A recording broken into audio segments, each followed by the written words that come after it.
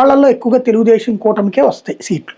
ఎందుకంటే అతిపెద్ద అస్త్రం ఉంది ఇప్పుడు జగన్ మీద వేస్తున్న అస్త్రం. ఈ 5 టాపిక్స్ పరిపాలనకి సంబంధించి.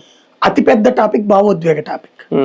జగన్ గురించి ఒక ఇప్పుడు జడ శ్రవణం, అతని పేరేంటి ప్రశ్న రావణం, లేకపోతే సునీల్ కుమారు, విజయ్ కుమారు, ఇట్లా వీళ్ళందరూ ఎవరైతే దళిత క్రైస్తవ అనుకూల ఆలోచనలు చేసే వాళ్ళందరూ వాళ్ళని జగన్ పిలిచేమి మీటింగులు పెట్టి మీరు చేయండి అంటలా.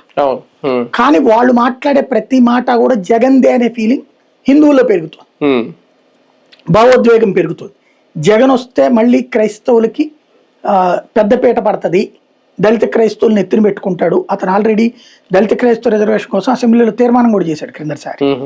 కాబట్టి దళిత క్రైస్తవ రిజర్వేషన్ వ్యతిరేకిస్తున్నటువంటి వర్గం హిందువుల్లో మెయిన్.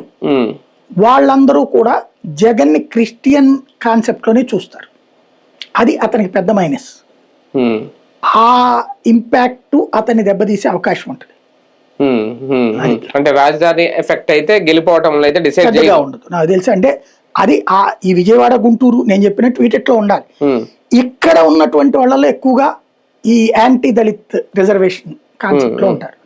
కాబట్టి ఆ ఆస్పెక్ట్ లో వీళ్ళు కూడా జగన్ కి వ్యతిరేకంగా ఓట్లు వేసే అవకాశం. రాజకీయంగా వైసీపీలో ఏమన్నా డిస్టర్బెన్స్ క్రియేట్ చేస్తుందా ఈ ప్రకటన? ఇప్పుడు కానీ భవిష్యత్తులో కానీ చాలా మంది నాయకులు ఆలోచించుకుంటారా, లేదంటే జంపింగ్లు జరుగుతాయా, లేదంటే జాయినింగ్లు జరుగుతాయా? తెలుగుదేశం, జనసేన, బీజేపీ కూటమి తలుపులు తెరిస్తే జరుగుతాయని నేను ఆశించా. పవన్ కళ్యాణ్ చేరికల